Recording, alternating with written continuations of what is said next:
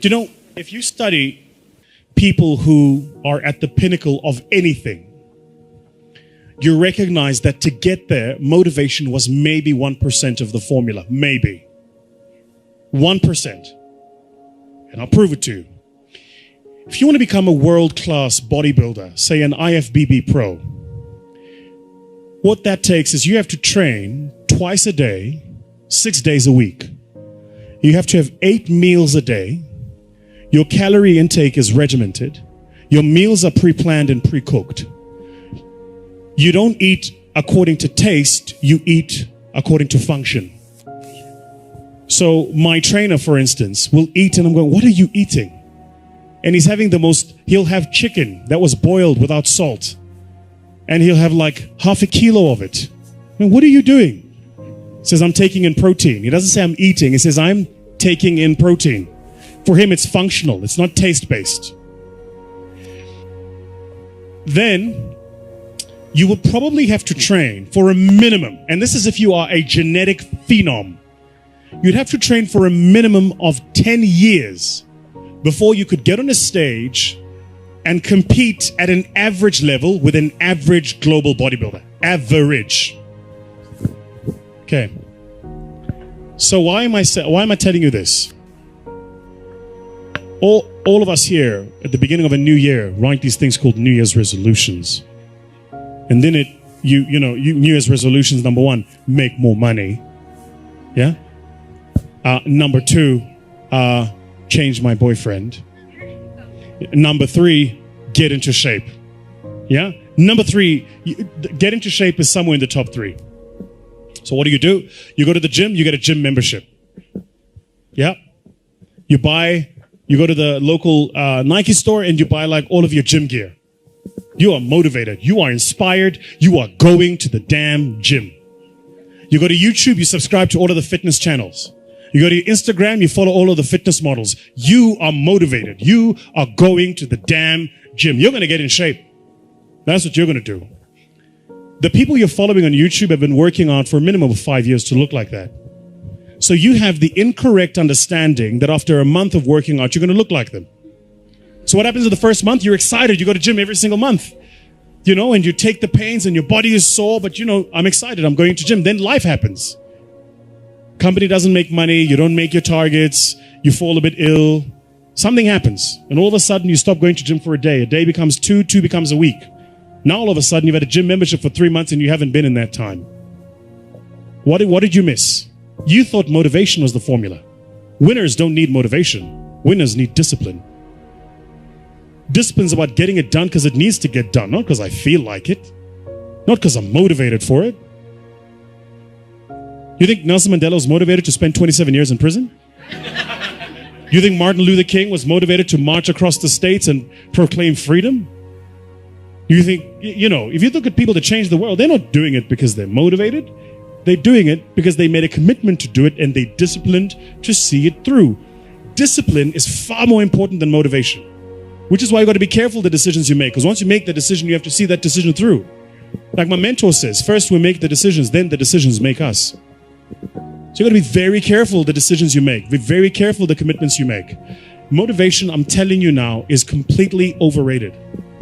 It's important. Don't get me wrong. We meet according to motivation. We feel good, rah-rah. But that'll fade. You need a stronger will and a deeper commitment to see things through. One of my key phrases for the whole day: disciplines work miracles. Disciplines work miracles. And here's the first piece that works miracles. Number 1, do what you can. Do not let neglect grab you by the throat. Don't let neglect stall you on your path toward prosperity and health, being able to become powerful, influential, rich beyond wildest imagination. Don't neglect what you can do. If you can read, read. If you can change, change. If you can grow, grow. If you can take one step, take one step. Do not neglect to do whatever you can do at the moment. Of course, you can't run a multi-billion-dollar business today. Mark couldn't either 10 years ago. Mark couldn't either 5 years ago. But I'm telling you, today he can do it because step by step, year by year, he took on what he could do. He didn't neglect it. He did the meetings he could do. He made the calls he could make. He read the books he could read. He took the classes he could take. And step by step, he got himself ready. I'm telling you, do not neglect to do whatever you can do because it'll work miracles. Of personal development first, productivity second. Now, do what you can. Here's number 2, do the best you can. If it's a foggy night and you can only see 100 feet, how can you see another 100 feet? Answer, walk the first 100 feet. Walk as far as you can see, and then you can see some more. And walk as far as you can see, and then you can see some more. So what you've picked up here, just do it as far as you can see it. And I promise you, if you'll execute as far as you can see it, you'll be able to see more. Do that, then you can see more. And finally, get in tune of doing the best you can. And you'll have the activity that'll develop the disciplines that will set this sail so that you can say, it doesn't matter how the wind blows. I'm prepared. For some people, they see discipline as sort of an ugly word. Don't talk to me about discipline. But what you must understand is discipline is a most incredible creative force. Discipline builds a career. Discipline develops good health. Discipline forms the most incredible marriage. Discipline puts together a friendship that won't quit forever. Discipline develops skills that can be magnified, and touch the world. Discipline opens up music. You can't have incredible music without discipline. In fact, we call them the disciplines. We call architecture and music, and we call playing an instrument. We call sculpturing. We call painting. We call writing, composing. We call those the disciplines. And the disciplines gives us the indication that, yes, it doesn't come except by discipline. But it also means that the discipline is the open door to the creative process to turn nothing into something and to turn imagination into reality. So here's what you must learn to do. Appreciate the disciplines and welcome the disciplines. Here's a good question to ask. What other discipline could I begin that would open up a whole new expression in my life of turning imagination into reality? Without discipline, there is no enterprise. Without discipline, there is no magnificent structure. Without discipline, there is no music. Without discipline, there is no health. Without discipline, there is no advantage. There is no future. So discipline is all when it comes to imagination, having something real, believing in it, and turning it into reality. The key to development is to be all that you can possibly be. I don't know what your talents are. I don't know what your skills are, but here's what I probably am right on, that you're behind on an accelerated effort toward your full development. I would suggest that. Now, for some of you, I know that's probably really not true. But even as I look at my own life, because, I'm tempted to procrastinate just like everybody else. I should have written 30 books by now. I've only written 4 or 5. I should have done a lot of things, but I haven't. I got distracted, and all of us, have these challenges. But what could I become? What could I become? I had one of my dearest friends. I've lost him. He died at age 53. One day, and he drank a little too much. David drank a little too much, but he did all kinds of things. He was a builder, and he was a dreamer, and he did a lot of things. But his drinking sort of kept him in a fog for like years and years. About 6 years ago, he was sitting at the yacht club, and he was in a fog, and suddenly it occurred to him, I wonder what I could have accomplished all these years if I hadn't have been in this sort of foggy state. And he said that did it. And the last 6 years before he died, he was free. And he accomplished some incredible things that last 6 years. Being all that you can be and not let habits drag you down. Not let things, sidetrack you from the full development of what you have the capable of being. What all could your heart encompass if you really had the chance and you really had the disciplines and really got to it? What could you really become? What could you earn? How healthy could you really be? How many books could you write? How many poems could you write? So here's what I would ask of you. If you feel that you're a little bit stalled, wherever you are in your progress, I'm asking you to correct that. I'm asking you to see if you can't possibly be on a more accelerated track toward your possibilities and your full development. Here's what life is all about: to become all that we can possibly be. The full development of all of your potential, that's number one. Number two is the wise use of all of your resources. That's what life is all about. Discipline. If there is a magic word that stands out above all the rest, this is the one: discipline. Discipline is the bridge between thought and accomplishment, the bridge between inspiration and value achievement, the bridge between necessity and productivity. Remember, all good things are upstream. The passing of time takes us a-drifting, and drifting only brings us the negative, the disastrous, the disappointment, and the failure. Failure is not a cataclysmic event. It is not generally the result of one major incident, but rather a long list of accumulated little failings.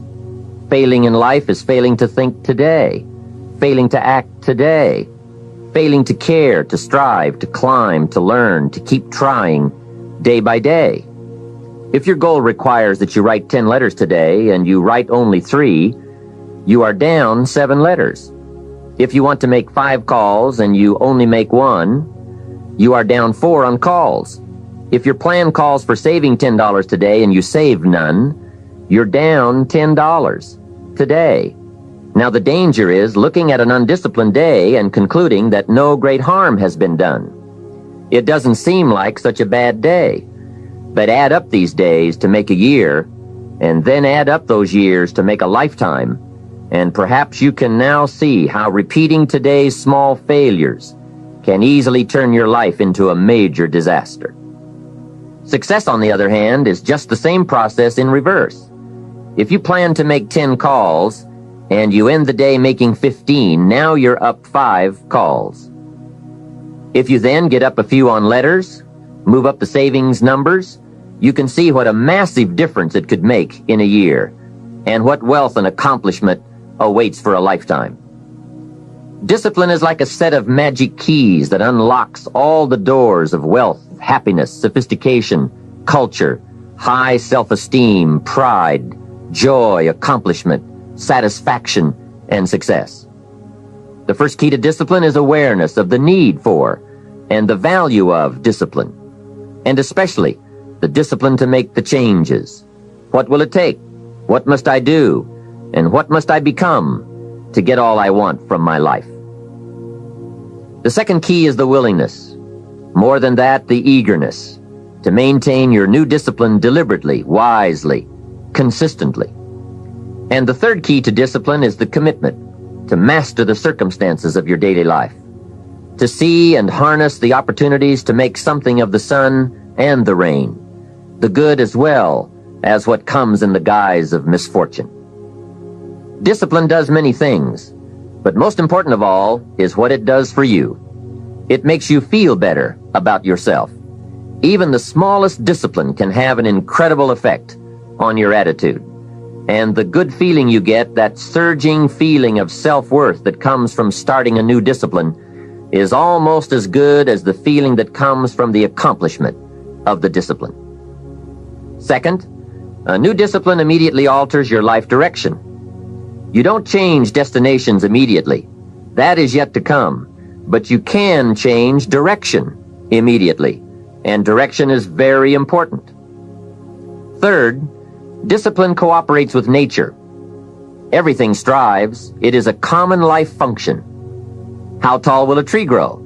As tall as it can. Everything strives to become all it can possibly be, And that striving to become is what discipline is all about. Disciplining ourselves to fulfill our natural potential to become all that we can be. And finally, discipline attracts opportunity. Opportunity is always looking for ambition and skill in action. Discipline taps the unlimited power of commitment. The human will in action, driven by inspiration, enticed by desire, tempered by reason, guided by intelligence, can bring you to that high and lofty place called the good life. So start the new process. You can begin a new habit no matter how small it is. Small isn't important. Whether or not you start and whether or not you continue are all that is important. So to have a prosperous life, start a prosperity plan. To become wealthy, start a wealth plan. Remember, you don't have to be wealthy to have a wealth plan. A person with no means can have a rich plan. If you are ill, start a health plan. If you don't have energy, start an energy plan. If you don't feel good, start a feel-good plan. If you're not smart, start a smart plan. If you can't, start a can plan. If you haven't, start a have plan. Anyone can. Even a bad person can start hearing good messages and reading good books. Recognize that the start of the better life, the happy life, the wealthy life, is today. This is exciting. Both the process and the result can begin today. Start the new journey today. If you think of a new idea, today is the day to begin the discipline of putting that idea into action. Set this day up as a long, busy, exciting start for your new life. Get your first book for your new library today. Begin your new practice of setting goals today. Start clearing out a drawer of your new orderly desk today. Start eating an apple a day on your new health plan today. Put some money in your new investment for fortune account today. Start reading with intensity for your new wealth of mind plan today. Write a postponed letter today. Make a delayed telephone call today. Pick up your camera and take a picture of something to start your new treasury of photographs today. Get some momentum going on your new commitment to the better life. See how many activities you can pile on in this first day. Go all out. Break away from the negative downward pull of gravity. Start the thrusters going. Prove to yourself that waiting is over, hoping is past, and that faith and action have now taken charge. It's a new day, a new beginning for your new life. With discipline, you can't believe the list of positive moves you can make in the first day of your new beginning.